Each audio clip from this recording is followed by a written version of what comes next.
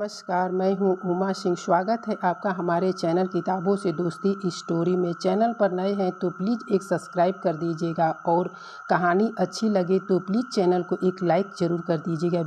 मेरी माँ कहती है कि एक बार बेटी ब्याह कर पीहर से विदा हो जाए तो वह पराई हो ही जाती है, फिर चाहे उसकी ससुराल पड़ोस में हो या कहीं दूर देश में। बेटी हर सूरत में मायके से दूर हो जाती है, पर मेरी सासू माँ का अलग ही फलसफा था। वे श्वेता दीदी के लिए सिर्फ लोकल में ही रिश्ता तलाश करती रहती। श्वेता दीदी हम सबकी प्यारी थी। उनका स्वभाव ही कुछ ऐसा था कि घर के बाकी सदस्य ही क्या, मैं मेनका उनकी भाभी होकर भी उन्हें बहुत प्यार किया करती थी। उनका सरल सौम्य व्यवहार सबको स्वतः ही आकर्षित करता। पर इन दिनों उनकी शादी को लेकर घर में सभी चिंतित थे और सासू माँ इस बात को लेकर कुछ ज़्यादा ही परेशान थी। श्वेता दीदी की उम्र काफ़ी हो रही थी, अब उनके ब्याह में और देरी करना ठीक न था। सब दीदी की कुंडली को दोष देते रहते, पर मुझे मेरी सासू माँ की सोच में दोष नज़र आता। वे हमेशा यही कहती रहती, अरे लोकल में ही बिटिया ब्याह दी जाए तो अच्छा है, अगल बगल में लड़का मिल जाए तो तीज त्योहार में बिटिया आती जाती रहे। जैसे हमारी बहू मेनका, यही ससुराल यही मायका अगल बगल में है। माना कि माँ जी ननद जी को बहुत प्यार करती थी, मगर सिर्फ लोकल में ब्याहने के चक्कर में बहुत से अन्य रिश्तों को टालते रहना ठीक ना था। मुझे उनकी इस सोच से कोई परेशानी नहीं थी, पर इस चक्कर में कितने ही दूसरे अच्छे अच्छे रिश्तों से हम हाथ धोते जा रहे थे।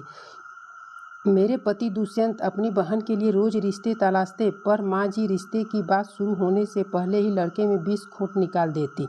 असल में उनके मना करने का कारण उन रिश्तों का दूसरों शहरों से संबंधित होना होता। वे साफ साफ तो कुछ ना कहती, मगर अब हम सब उनकी मानसिकता से परिचित हो गए थे। लेकिन अब पानी सिर से ऊपर था। माँ जी को कैसे न कैसे मुझे इस लोकल में ससुराल वाली मानसिकता से बाहर निकालना ही था। फिर मैंने सोच लिया कि इस बारे में मैं श्वेता दीदी से ही बात करूँगी।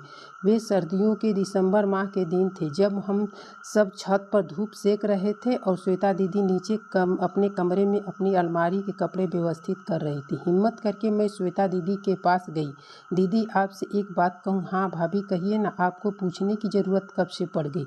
जो भी कहना है झिझक होकर कहिए। वे हमेशा की तरह मुस्कान भरे अंदाज में बोली, दीदी क्या आप भी चाहती हैं कि आपकी शादी सिर्फ इसी शहर में हो? हाँ, माँ का मन है तो मैं भी उनके मन के मुताबिक ससुराल चाहती हूँ, और इसमें हर्ज ही क्या है? लोकल में मायका और ससुराल होने के अपने ही मज़े हैं, है ना भाभी? वे कपड़े को तह करती हुई बोली, दीदी मैं आपकी भाभी से ज़्यादा आपकी सहेली हूँ, आपकी हितैषी हूँ, और एक सहेली होने के नाते आपसे अपने मन की एक बात कह रही हूँ। भाभी, ऐसी भी क्या बात है जिसके लिए आप इतनी लंबी चौड़ी भूमिका बांध रही हैं? अरे बेझिझक होकर कहिए ना भाभी। यह कहती हुई वे फिर मुस्कुराई, दीदी क्या फ़र्क पड़ता है अगर किसी दूसरे शहर में बेटी की शादी हो जाए तो, बल्कि लोकल ब्याहने से ज़्यादा बेहतर है दूसरे शहर में ब्याहना। अब मुझे ही देख लो, माना कि हर सावन हर छोटे मोटे उत्सवों में पीहर जाती हूँ, पर कितनी देर को? घंटे 4 घंटे बस।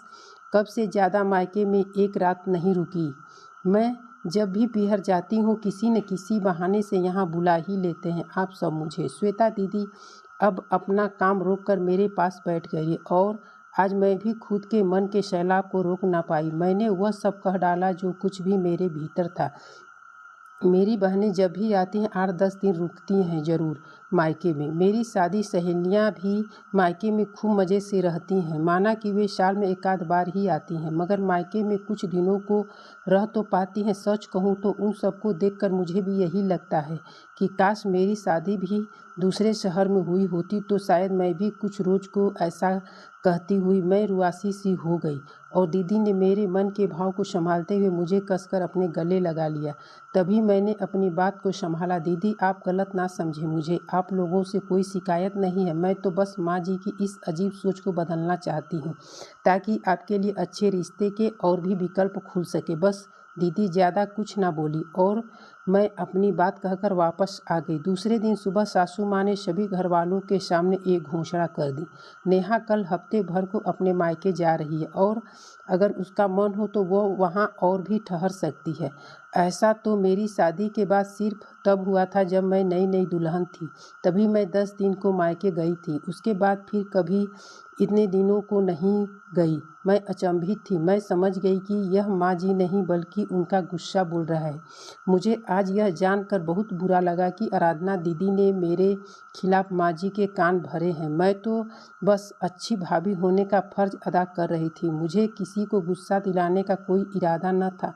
मैं बिना कुछ बोले रुआसी सी होकर किचन में जाकर नाश्ता बनाने लगी। सूजी का हलवा बनाने को मैंने कढ़ाई उठाई तो पीछे से सूजी और घी का डिब्बा मेरे सामने माँ जी ने प्लेटफार्म पर रख दिया और मेरी दोनों हथेलियों को थामती हुई जो बोली वह मुझे चीनी से भी ज़्यादा मीठा लगा।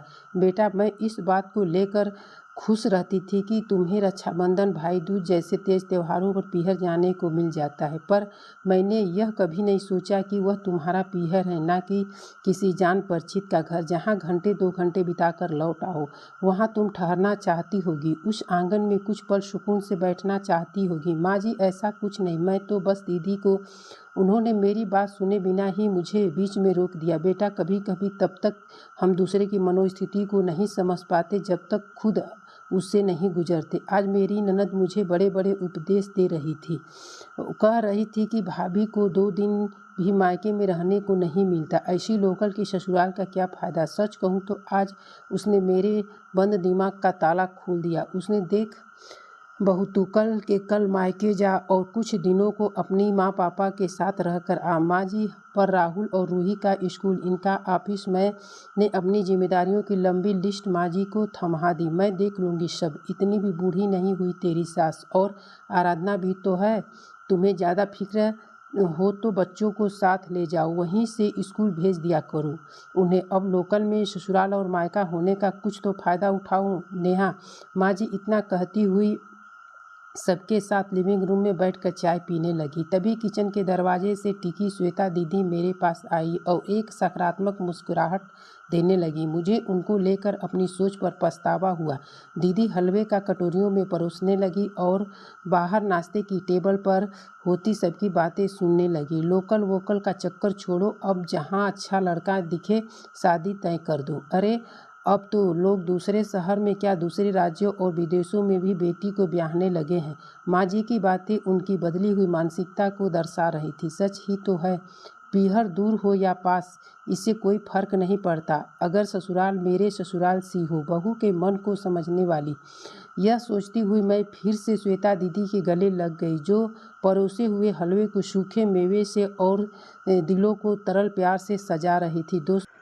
दोस्तों, एक प्यारा सा कमेंट ज़रूर करके बताइएगा कि मायका और ससुराल पास में हो या दूर।